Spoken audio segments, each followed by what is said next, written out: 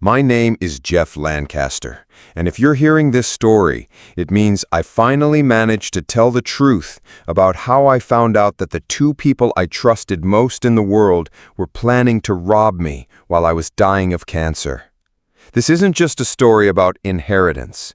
It's about how greed can turn the people we love into complete strangers. I grew up in Detroit, the son of a Ford assembly line worker. My father, Robert Lancaster, had worked on the line for 30 years when he told me, "Jeff, you've got a head for business. Don't waste it in a factory like I did." Those words pushed me to study programming and tech at the University of Michigan, where I met Michael Torres during our first year in computer science. Michael came from a Latino family in Chicago, also working class. We quickly became inseparable. We shared an apartment, books, food, even the last few cents of lunch money when things got tight at the end of the month. It was more than friendship. We were brothers by choice. During sleepless nights studying, we dreamed of starting our own software company. "It'll always be 50-50, Jeff," Michael told me one night, reaching out his hand. "No matter what happens, we're partners for life." After graduating in 1998, we put our last savings together, a total of $3,000, to found Tech Solutions in a rented garage in Ann Arbor. The first few years were brutal. We worked 18-hour days, slept in the makeshift office, and lived off instant ramen. I handled the programming while Michael took care of sales and marketing. Our girlfriends at the time left us saying we were crazy workaholics. But we believed in our dream. In 2003, after 5 years of grinding, we finally landed our first big contract, a management system for Ford Motor Company, ironically the same company where my dad had worked. That project brought us $2 million and opened the doors to other major automotive clients. Suddenly, we were pulling in $10 million a year. That's when Michael started to change. He bought a $1.5 million mansion in Bloomfield Hills, 3 imported cars, and began hanging out at exclusive golf clubs where I never felt at ease. I kept living in the same modest apartment, driving my 2001 Honda Civic, and reinvesting my profits back into the company. "Jeff, you need to enjoy life. What's the point of making money if we're not spending it?" In 2005, I met Jennifer Walsh at a tech conference in San Francisco. She was a PR rep for a startup, blonde, elegant, with a smile that could light up a room. We got married a year later in a simple ceremony in Detroit. At first, Jennifer seemed fine with my modest lifestyle, but that changed when she started spending more time with Michael and Carmen, who constantly flaunted their wealth. "Jeff, look at how Michael treats Carmen. Trips to Europe, expensive jewelry, 5-star restaurants, and you take me to Olive Garden and think it's romantic." I tried to explain that I preferred to invest our money wisely, but she didn't get it. "You're an idiot, Jeff, a stupid, small-minded idiot. Michael has vision, you have fear." I started noticing that Michael and Jennifer were having private conversations. When I walked in, they'd stop talking abruptly. "We were just going over the restaurant menu," Jennifer would say, but their conspiratorial glances made me uneasy. I loved them both so much that I never imagined they were already planting the seeds of my downfall. In March 2008, at 42 years old, I started experiencing intense abdominal pain. At first, I thought it was just work-related stress. We had just closed a $15 million contract with General Motors. But the pain got worse, accompanied by unexplained weight loss and extreme fatigue. Dr. Patricia Chen, my physician for the past 10 years, ordered a series of tests. I remember April 15th vividly, the day she called me into her office with the results. "Jeff, I need to be direct with you. The tests show a tumor in your pancreas. It's cancer. And unfortunately, it's in an advanced stage." The world felt like it was collapsing. Pancreatic cancer, one of the most aggressive forms of the disease. Dr. Chan explained that with treatment, I might have 6 months to 2 years to live. "We're going to fight this with everything we've got," she promised. But I could see in her eyes that the odds were slim. When I told Jennifer, she cried in my arms, "We're going to beat this together, love. I'll take care of you." For the first time in months, I felt like my wife had started loving me again. Michael also seemed devastated. He came to my house that very night, hugged me through tears and said, "Brother, you're gonna beat this. And in the meantime, don't worry about anything at the company. I'll take care of everything." Treatment started immediately at the Detroit Medical Center. Aggressive chemotherapy 3 times a week, which left me nauseous and weak. Jennifer seemed to transform into the perfect wife, taking me to appointments, preparing special soups, sleeping by my side at the hospital during overnight stays. Michael took full control of Tech Solutions operations, visiting me regularly with business briefings. "Don't worry about numbers right now, Jeff," he'd show me shallow reports. "Just focus on getting better. The company's running smoothly." I trusted him completely. After all, we'd been partners for 10 years. He knew every aspect of the business as well as I did. But what I didn't know was that Michael had already started executing his diabolical plan as soon as he found out about my diagnosis. In the company records, he created fake contracts with 3 shell companies, Torres Consulting LLC, Midwest Tech Solutions Inc., and Digital Innovation Partners. These companies, secretly controlled by him, began providing services to Tech Solutions, slowly draining our assets. Even worse, Michael convinced Jennifer, who was resentful toward me for never enjoying life, to sign several documents. "They're just updates to Jeff's life insurance," he explained. "If something happens, you need to be protected." In reality, these were contracts that transferred my 50% stake in the company to him upon my death, claiming Jennifer lacked the technical knowledge to run the business. Michael had full access to the company's bank accounts because I had authorized it years earlier when I traveled frequently to close deals. He used that trust to gradually funnel millions into his shell companies. He even started bringing Jennifer into office meetings, pretending it was so she could understand the business in case something happened to me. But in truth, it was to manipulate her into signing more documents. "Jennifer, you're smart," he would flatter her, much smarter than Jeff gives you credit for. After all this is over, he never said, "If Jeff dies," always, "When this is over, you'll have to make some important decisions. Trust me to guide you." Over the next 6 months, as I wasted away between chemotherapy sessions, Michael systematically stole $8 million from our company. He was so bold that he even bought a brand new BMW with Tech Solutions money, claiming it was necessary to impress important clients. It was in November 2008 when Sarah Kim, our external auditor, came to visit me at the hospital. Sarah was a 40-year-old Korean-American woman, honest and meticulous, who had been auditing our accounts for 5 years. She looked nervous as she entered my room. "Jeff, I hope you don't mind me stopping by. I know you're going through a hard time, but I need to talk to you about some irregularities I found in the company's numbers." My heart started racing. "What kind of irregularities, Sarah?" "Well, there are several transfers to companies I don't recognize from our previous records. Torres Consulting, Midwest Tech Solutions. They're receiving substantial payments, but I can't find any legitimate contracts to justify these amounts." I asked her to conduct a full audit, pretending it was just a precaution to get everything organized for Jennifer. Sarah agreed, but insisted on doing the work discreetly. "If something's wrong, we'd better find out before it's too late." For 2 weeks, Sarah meticulously investigated every transaction. What she uncovered shocked me beyond imagination. Michael had built a sophisticated embezzlement scheme, systematically draining our company while I was fighting for my life. But the final blow came when Sarah brought me audio recordings she had secretly made, with my legal authorization, of Michael talking to his close friend David Rodriguez in our office. In the recording, Michael laughed and said, "Jeff was always a sentimental fool. He trusts me completely. In a few months, when he dies, I'll own everything. Jennifer already signed everything I needed. She's easy to manipulate because she's tired of being married to a nerd with no ambition." Hearing those words was worse than the cancer diagnosis. My best friend, my brother by choice, was robbing me as I died.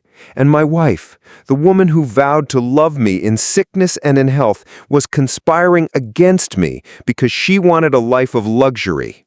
That night, alone in the hospital, I cried harder than I ever had in my life. But then, a strange calm came over me. If Michael thought I was just a sentimental fool, he was about to learn just how wrong he was. In my final months, I would plan the most elaborate and satisfying revenge anyone could ever imagine. I died on January 23, 2009, after 10 months battling cancer. My last 3 months weren't just about medical treatments. They were carefully dedicated to crafting my posthumous revenge. With the help of Sarah Kim and attorney William Patterson, a man of integrity my father had recommended years earlier, I devised a plan that would expose Michael and Jennifer in the most devastating way possible. During those final months, I pretended to know nothing. I kept treating Michael like my best friend, thanking him for all the help he was giving me with the company. Jennifer continued her act as the devoted wife, and I just smiled, thinking, you're both in for a big surprise. The will reading was scheduled for January 30th, 2009, a week after my funeral, at William Patterson's office in downtown Detroit. Michael arrived confident, wearing a $3,000 Armani suit, ironically paid for with stolen company money. Jennifer stood by his side in a black Chanel dress and expensive jewelry I'd never seen before. Also present were Sarah Kim, my parents, Robert and Mary Lancaster, my brother, David Lancaster, Carmen Torres, Michael's wife, and 2 private investigators Patterson had discreetly hired. "Good morning, everyone," Patterson began solemnly. "We're here for the reading of the last will and testament of Jeffrey Robert Lancaster. Before we begin, I must inform you that Jeff left very specific instructions on how this reading is to proceed." Michael shifted in his seat, clearly eager to hear about his inheritance. Jennifer clutched a tissue, playing the role of grieving widow. Patterson opened the document. First, the smaller bequests. "To my parents, Robert and Mary Lancaster, I leave the sum of $500,000 each, so they can enjoy a comfortable retirement after a life of hard work and sacrifice." My parents were visibly emotional. Dad whispered, "Our boy was always generous." "To my brother David Lancaster, I leave $250,000 and my collection of programming books, hoping he continues to pursue his dreams in the tech world." David nodded in gratitude, wiping his eyes.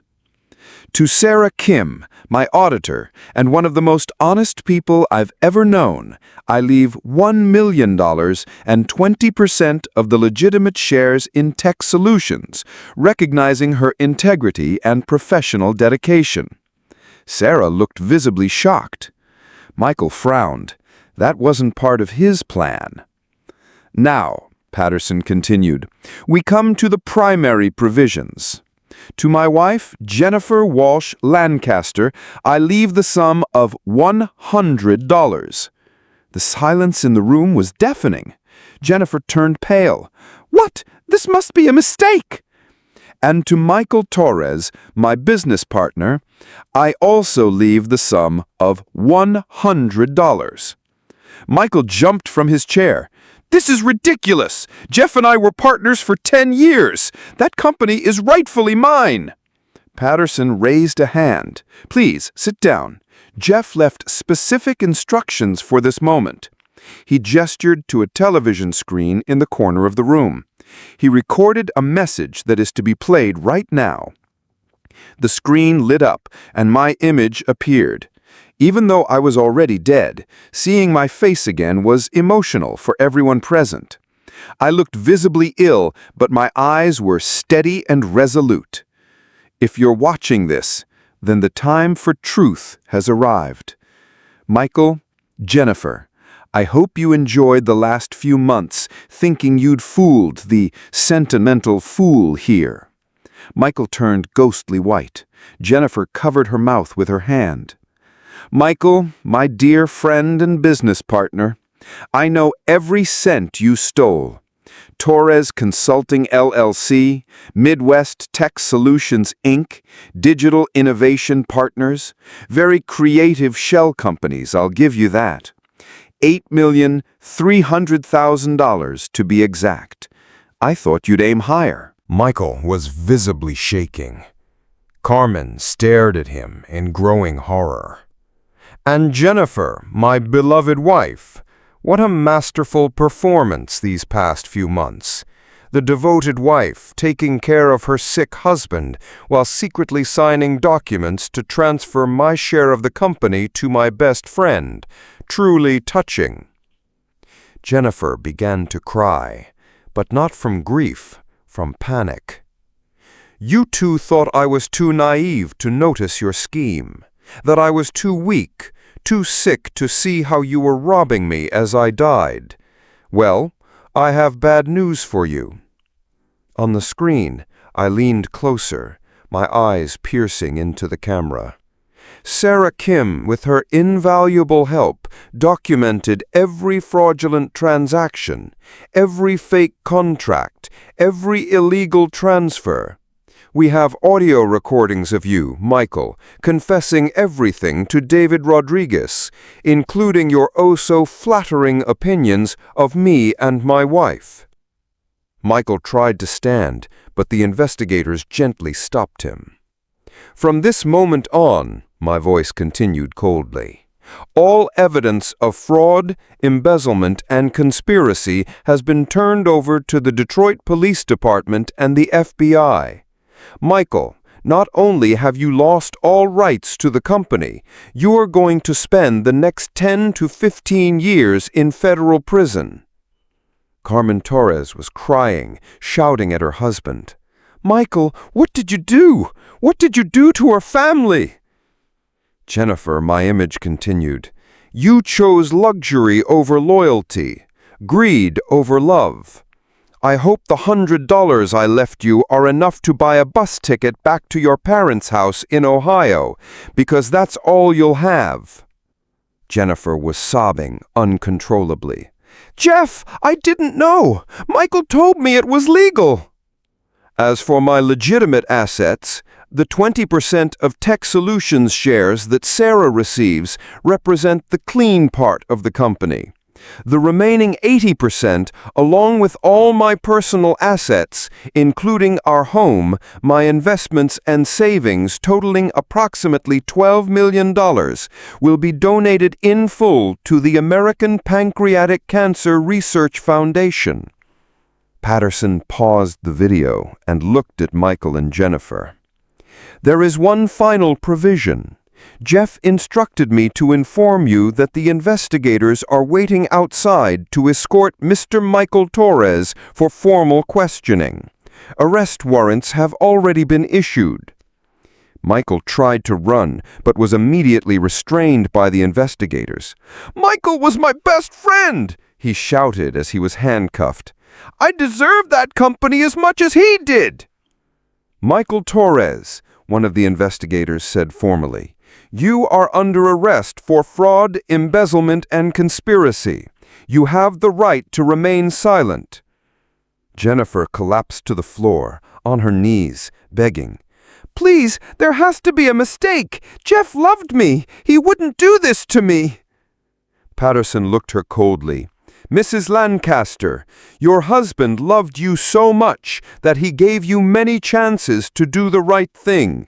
You chose to betray him in his most vulnerable moments. In the months following the will reading, justice unfolded exactly as I had planned. Michael Torres was sentenced to 15 years in federal prison for fraud and embezzlement. During the trial, Sarah Kim presented all the evidence we had gathered, including the recordings of Michael admitting to his crimes and mocking my trust. Michael's defense argued that he deserved a share of the company for working just as hard as Jeff. But prosecutor William Hughes was ruthless. The defendant didn't just rob his best friend while he was dying of cancer. He systematically manipulated the victim's wife to aid in his crimes. This isn't a business dispute. It's a betrayal of staggering proportions. Carmen Torres filed for divorce immediately after Michael's arrest, claiming she didn't recognize the man she was married to. She lost the mansion, the cars, everything. All of it had been bought with stolen money. Carmen and their 2 children moved back to Chicago to live with their parents. Jennifer desperately tried to contest the will, hiring 3 different attorneys, but failed. The audio recordings and the documents she had signed were irrefutable proof of her conscious involvement in the scheme. The judge was particularly harsh. Mrs. Lancaster violated her marriage vows in the cruelest way possible, conspiring against her dying husband for personal gain. With only $100 and nowhere to go, Jennifer really did return to Ohio to live with her parents. She tried to sell her story to tabloids, but no one wanted to pay for the tale of a woman who betrayed her husband with cancer. She now works as a receptionist at a veterinarian clinic in Columbus, earning $16,000 a year. Sarah Kim used her $1 million inheritance to start her own audit firm, specializing in detecting corporate fraud. She turned her 20% of tech solutions into a thriving company, honoring my memory by running the business with absolute integrity. Jeff taught me that trust is the most valuable asset in business, and when someone breaks that trust, the consequences must be severe.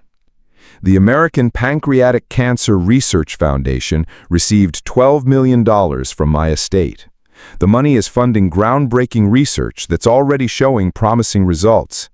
Dr. Patricia Chen, who remained my doctor until the end, was appointed to the foundation's board of directors.